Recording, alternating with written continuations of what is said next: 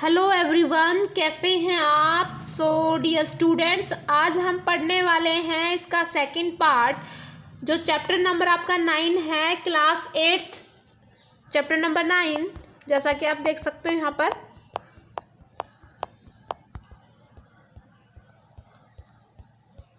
Chapter number 9, the name of this chapter is the making of the national movement 1870 to 1947। तो इसका जो आधा part है हम पढ़ चुके थे। इसके बाद जो सेकंड पार्ट है वो आज हम करने वाले हैं। अब यहाँ से स्टार्ट करना है हमें। The advent of Mahatma Gandhi. अभी एडवेंट क्या होता है, देखो, एडवेंट का मतलब होता है आगमन करना। गांधी जी का जो है आगमन होता है वहाँ पर। तो फिर क्या हुआ गांधी जी के आगमन पर? एडवेंट का मतलब होता है बच्चा आगमन होना।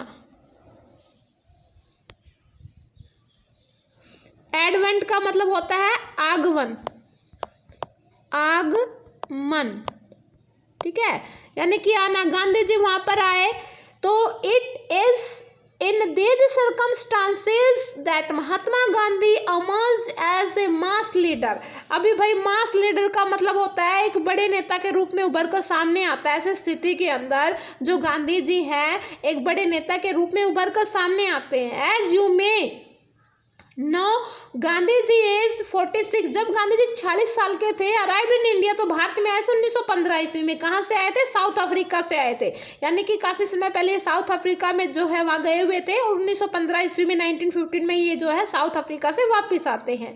Having led Indians in that country in non violent marches against racist restrictions. और ये जो है नॉन वायलेंस, वायलेंस होती है हिंसा और नॉन वायलेंस होता है अहिंसा, या हिंसा के मार्ग पर चलने वाले व्यक्ति थे।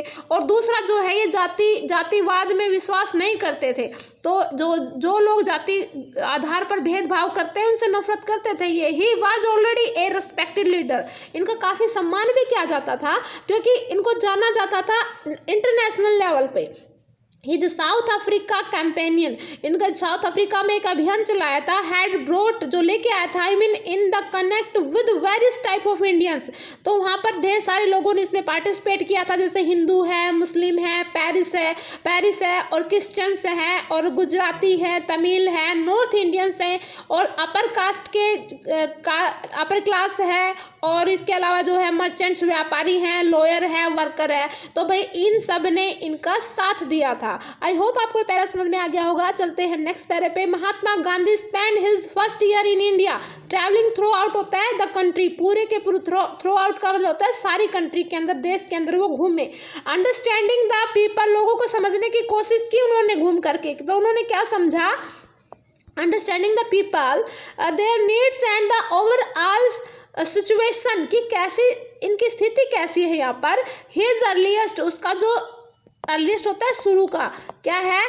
इंटरवेंशंस वर इन लोकल मूवमेंट्स इन चंपारण। जैसा कि आप पहले पढ़ भी चुके हैं कि गांधी जी 1917 ईस्वी में 1917 ईस्वी के अंदर जो है चंपारण में आए थे, क्योंकि चंपारण के किसान जो है इंडिगो की खेती को लेकर बड़े ही जो है परेशान थे, तो उनकी समस्या का समाधान करने के लिए भी तो आए थे ये। खेड़ा और Ahmedabad, where he came to connect with Rajendra Prasad. जब ये खेड़ा नामक जगह पर, अहमदाबाद नामक जगह पर आए, तो वहाँ पर उनकी मुलाकात राजेंद्र प्रसाद से हुई थी, ठीक है। उसके बाद वल्लभ भाई पटेल से भी हुई थी। अहमदाबाद ही लेड ए सक्सेसफुल मिलो वर्कर्स स्ट्राइक, तो उन्होंने यहाँ पे एक जो है सक्सेसफुल जो है स्ट्राइक की थी 1980 में। और let us now focus in some details, अब हम फोकस करने वाले हैं कुछ डिटेल के ऊपर, जो है 1992 1922 1919 और 1922 के बीच में क्या क्या हुआ। तो भैया यहाँ पर हमारा एक वर्ड आता है द रोल्ट सत्याग्रह, या जिसको आप रोल्ट एक्ट भी कह सकते हो। रोल्ट सत्याग्रह क्या था उसके बारे में पढ़ेंगे। तो इससे पहले मैं बता देती हूँ इसके रोल्ट सत्याग्रह के बारे में कि 1919 Gandhi ji gave a call for a satyagraha against the revolt act, Rowlatt act that the British had just passed. अब इस गांधी जी ने 1919 ईस्वी में अंग्रेजों द्वारा पास किया गया रोल्ट कानून के खिलाफ सत्याग्रह छेड़ दिया, एक आंदोलन छेड़ दिया। The act curbed fundamental right such as freedom of expression and strengthens जो है पुलिस पावर। अब वो कहते हैं कि भी इसके अनुसार है ना मूलभूत अधिकारों पर अंकुश लगाने लगे लोग। सत्याग्रह आंदोलन, सत्याग्रह जो रोल्ट एक्ट आया था सत्याग्रह, तो उसके अंदर ये था कि भी जो लोगों के मूल अधिकार है कि तुम ये नहीं करोगे वो नहीं करो, उस पर अंकुश लगाने लग गए। पुलिस को और ज़्यादा अधिकार देने के लिए जो है लागू किया गया था, और पुलिस भी जो है काफ़ी जो पुलिस के पास ज़्यादा पावर आ गई कि भी तुम लोगों को जो है अपने फंडामेंटल राइट्स से उनको अच्छे से यूज़ ना कर पाए, तो उन पर तुम फोकस करो। Mahatma Gandhi, Mohammad Ali Jinnah, other felt that the government had no right to restrict people basic freedom. Mahatma Gandhi ने और मोहम्मद अली जिन्ना ने दोनों ने मिलकर सोचा कि भाई इस तरीके से तो लोगों के अधिकारों का हनन हो रहा है, भाई ये इनको किसने आज़ादी दे दी कि लोगों के अधिकारों का हनन करेंगे। तो उन्होंने क्रिटिसाइज किया इस चीज़ के लिए। दे क्रिटिसाइज द एक्ट एज ड्वेलिस। उन्होंने कहा कि इस एक्ट को जो है आप बंद कर दो। ड्वेलिस का मतलब होता है या आप एक ऐसी, यानी कि ये शैतानों का कार्य है कि लोगों को परेशान करना। और ट्रेनिकल, इसका मतलब होता है शैतान की करतूत। और निरकुंसवादी, कहते हैं कि निरकुंसवादी यानी कि सब अच्छी बात नहीं है। Gandhi ji asked the Indian people to observe 6 April 1919 as a day of non violent. तो गांधी जी ने सब लोगों को इकट्ठा किया और 6 अप्रैल 1919 को कहा कि भैया हम अहिंसा पे आधारित जो है एक क्या करेंगे, एक डे मनाएंगे। Act as day humiliations and prayer and हड़ताल। तो उन्होंने एक स्ट्राइक कर दी, हड़ताल कर दी, लोग हड़ताल पे बैठ गए। Satyagraha sabha were set up to launch the movement. और सत्याग्रह सभा की गई इस आंदोलन के खिलाफ, ठीक है। अब उसके बाद कहता था Rowlatt satyagraha turn out to be the first all India struggle against British government although it was largely restricted to cities. Rowlatt जो सत्याग्रह है ब्रिटिश सरकार के खिलाफ पहला अखिल भारतीय संघर्ष था ये। हालांकि एक मोटे तौर पर शहरों तक ही सीमित था, ज़्यादा दूर तो नहीं था, ये सिर्फ शहरों तक ही सीमित था, इसकी पहुंच सब सिर्फ शहरों तक थी। 1919 में पूरे देश में जो है जुलूस निकाले जाने लगे। In 1919 there was a number of demonstrations and हड़ताल, काफ़ी जुलूस भी निकले, हड़ताल भी हुई। और government use brutal messages to जो है सुपास दैम, यानी कि एक तरीके से आप ये कह सकते हो कि वहाँ पर हत्याकांड भी हुआ था, जैसे कि जलियांवाला बाग हत्याकांड है। और इसके अंदर लोगों को काफ़ी परेशानी आई थी। जनरल डायर थे इसके अंदर, इन अमृतसर के अंदर। बैसाखी का दिन था, 13 अप्रैल का दिन था, 1919 की साल थी। तो जनरल डायर ने आदेश दे दिया था, क्या दिया था भाई, were a part of this repression on learning about the massacre का मतलब मैसकर्स का मतलब होता है हत्याकांड।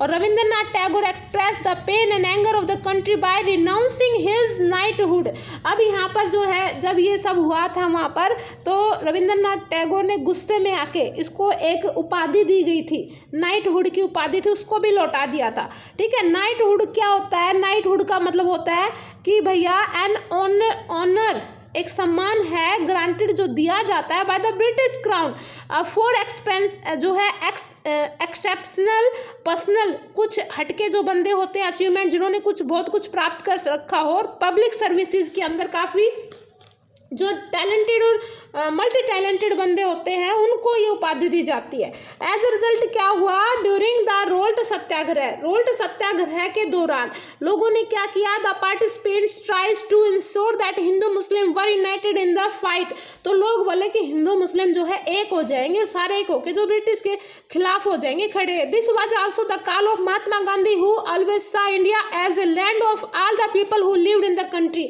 जैसा कि गांधी जी भी पहले कहा करते थे कि हम सब एक हैं, हम सब एक है, तो गांधी जी ने देखा कि भाई हिंदू और मुस्लिम तो एक हो रहे हैं, तो हिंदू और Muslim and those of other religious, सारे धर्म एक हो गए, और सारे के सारे किसके खिलाफ हो जाते हैं, ब्रिटिश लोगों के खिलाफ हो जाते हैं। ही was keen that Hindus and Muslims support each other in any just cause। क्या, और उसने ये विश्वास था कि जो हिंदू और मुस्लिम किसी भी अन्यायपूर्ण उद्देश्य के लिए एक दूसरे के समर्थन करेंगे। अब उसके बाद आ जाता है भाई सत्याग्रह आंदोलन के बाद आता है आपका खिलाफत आंदोलन, यानी कि जो एजिटेशन का मतलब होता है भैया आंदोलन, एंड नॉन कोऑपरेशन, असहयोग आंदोलन। खिलाफत आंदोलन क्या था, असहयोग, नॉन कोऑपरेट होता है सहयोग देना, नॉन कोऑपरेट मानी सहयोग ना देना, तो इसको असहयोग आंदोलन, खिलाफत आंदोलन क्या था वो है। अब देखो the Khilafat issue was one such as cause, ये खिलाफत का जो मुद्दा था ये भी एक कारण था। In 1920 the British impose a harsh treaty on the Turkish sultan और खलीफा। कहते हैं जो तुर्की सुल्तान है, जिसको खलीफा के नाम से भी जाना जाता है, उसके खिलाफ कुछ लिख दिया, कुछ कठोर लिख दिया, हार्श लिख दिया। जो उसके बाद हार्श मीन्स कठोर, कुछ कटु बात लिख दी उसके बारे में। पीपल वर फ्यूरियस, तो जो लोग जो फ्यूरियस का मतलब होता है गुस्से में आ गए। About this as they had been about the Jallianwala massacre. अब उसके बाद जलियांवाला हत्याकांड हो गया। As a result also Indian Muslim were keen the khalifas be allowed to retain control over Muslim sacred places in the जो है erstwhile Ottoman empire. Ottoman empire the leader of the Khilafat agitation Mohammad Ali और शौकत अली। अब इस आंदोलन के अंदर मोहम्मद अली और शौकत अली दो जो बंदे थे लीडर के रूप में उभरकर सामने आए ना। Wished to initiate a full flagged non cooperation. Full flagged होता है सर्व रूप से, कंप्लीट रूप से जो असहयोग आंदोलन छिड़ गया। गांधी जी ने सपोर्ट किया और उन्होंने कहा कि आर्ग्यूमेंट भी किया उन्होंने that the Congress to campaign against Punjab wrong. उन्होंने कहा कि पंजाब रोंग का मतलब होता है कि पंजाब के अंदर जो कुछ हुआ था वो सब गलत हुआ। और जलियांवाला मैसर, जैसे कि आप कह सकते हो कि जलियांवाला बाग हत्याकांड है। द खिलाफत रोंग एंड डिमांडेड स्वराज। तो खिलाफत जो है, खिलाफत लोग जो है गलत है। इसका मतलब ये कहना चाह रहा है कि जो खिलाफत है, इट मीन दैट खिलाफत के मामले में हुए जो अत्याचार के विरुद्ध मिलकर अभियान चलाए गए और स्वराज्य की मांग की गई कि भाई हमारा खुद का स्वराज्य होना चाहिए। The non cooperation movement gained monuments through 1922, यानी कि इसका 21 से 22 1921 से लेकर 1922 के दौरान असहयोग आंदोलन की ओर ज़्यादा तेज गति हो गई थी। Thousand of students of left government. As result क्या हुआ कि जब ये आंदोलन अपनी गति पकड़ा तो हजारों विद्यार्थियों ने कॉलेज छोड़ दिए, स्कूल छोड़ दिए और जो है क्या हुआ, सरकार का कंट्रोल हो गया इनके ऊपर। मैनी लॉयर्स जो है, जैसे कि जो है मोतीलाल नेहरू है, CR दास है, जो है राजगोपालचारी है और असफ अली है, उन्होंने जो है अपनी प्रैक्टिसेस यानी कि अपने जो लॉयर का पद था वो छोड़ दिया, अपने अनुभव को छोड़ दिया। ब्रिटिश टाइटल्स वर सरेंडर्ड और लेजिस्लेचर बाईकास्ट, यानी कि उनके परिषद को जो है बहिष्कारित कर दिया गया। पब्लिक बेनिफायर्स ऑफ फॉरेन क्लॉथ, विदेशी कपड़ों को जला दिया गया। यानी बहिष्कार करने का मतलब क्या होता है कि भाई ब्रिटिश की जो भी चीज़ें हैं आप उनको या तो खरीदो ही मत, खरीदते हो तो उसको जला दो। और imports of foreign clothes fail drastically between 1920 to 1922, but all this was merely the tip of the iceberg. Large part of the country were on brink of formidable revolt. कहते हैं ज़्यादातर जो भाग था, अब वहाँ पर 1920 से लेकर 1922 के बीच विदेशी कपड़ों के आयात में भारी गिरावट आ गई थी। परंतु ये तो आने वाले तूफान के सिर्फ एक झलक थी, यानी कि ऐसा बोलते हैं ना कि ये तो सिर्फ ट्रायल था, मूवी तो अभी बाकी है। ये तो इतना छोटी सी झलक थी जो आंदोलन को गति पकड़ाने वाली थी। अभी तो आगे आंदोलन तो कंप्लीट पड़ा ही हुआ था और जो है विद्रोह छिड़ गया था। पीपल कहता है कि इनिशिएटिव, लोगों की पहलकदमी। इनिशिएटिव का मतलब होता है बच्चा पहलकदमी, यानी कि लोगों ने सीधे डायरेक्टली रूप से पार्टिसिपेट करना शुरू कर दिया। इससे पहले तो वो किसी नेता के थ्रू उसमें पार्टिसिपेट कर रहे थे।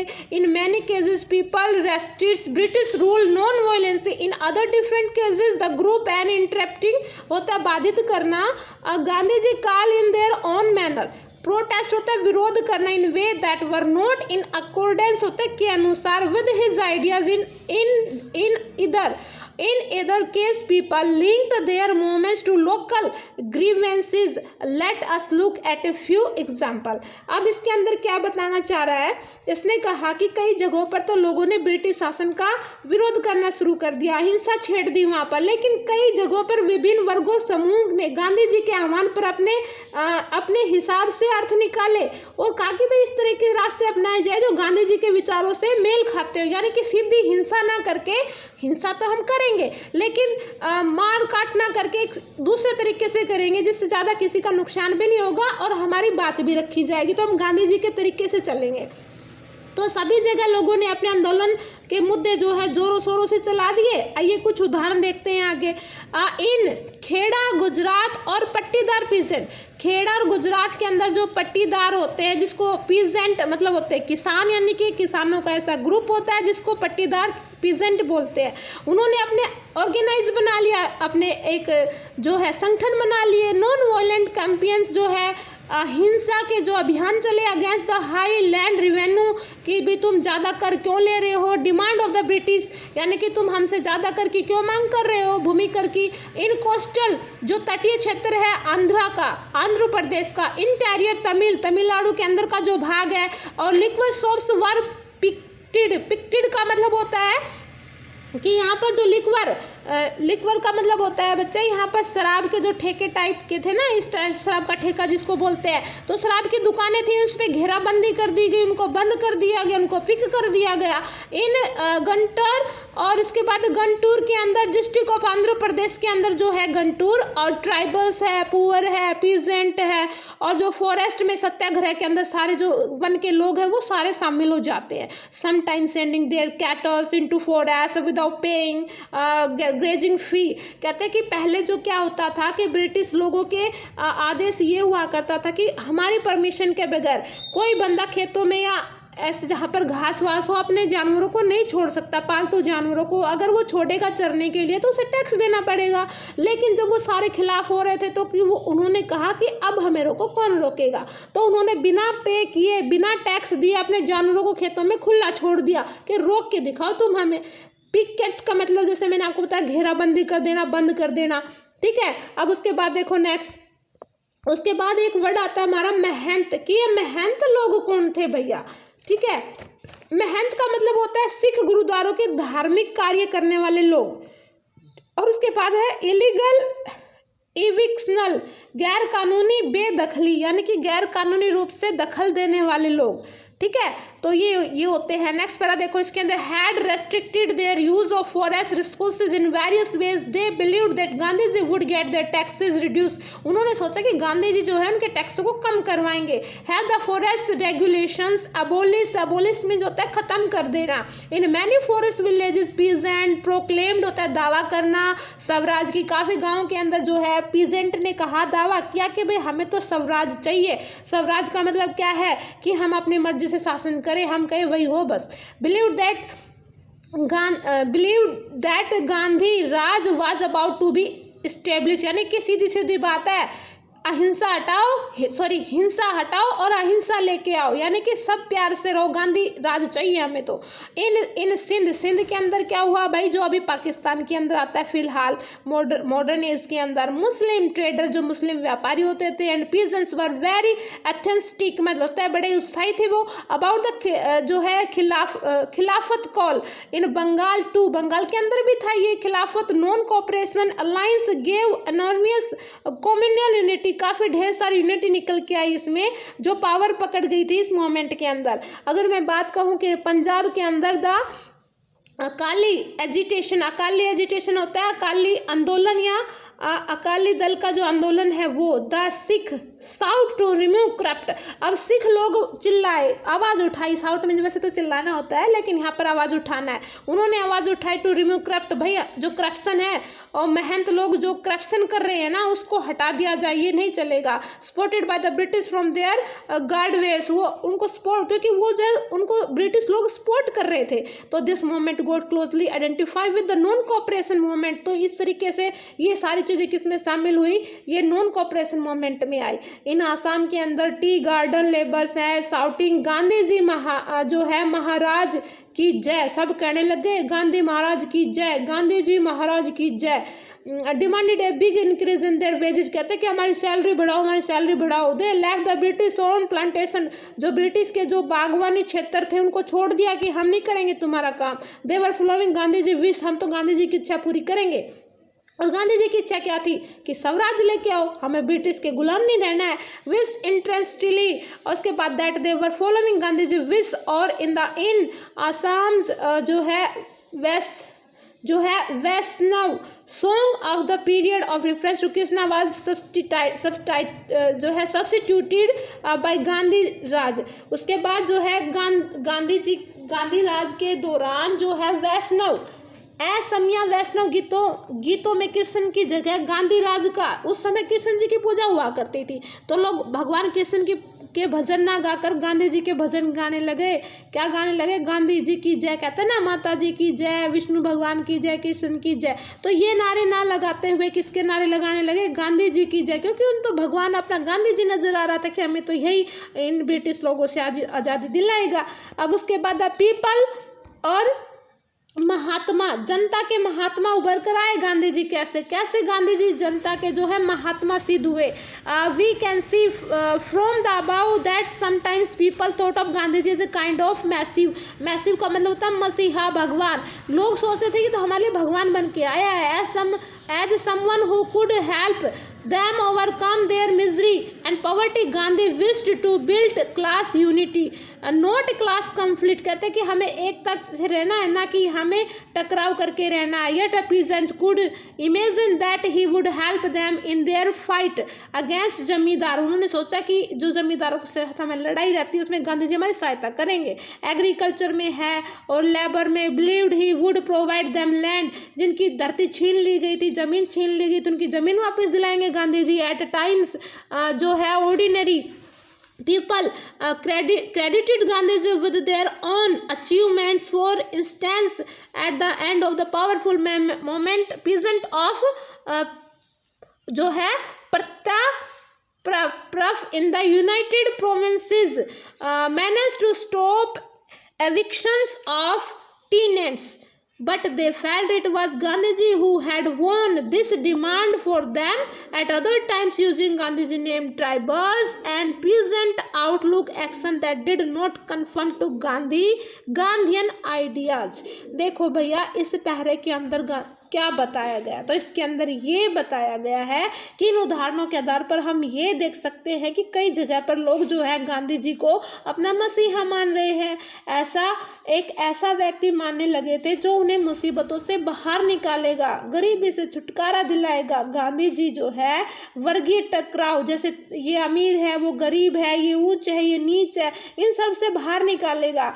और परंतु किसानों को लगता था कि गांधी जी जमींदारों के खिलाफ उनकी मदद कर रहे हैं।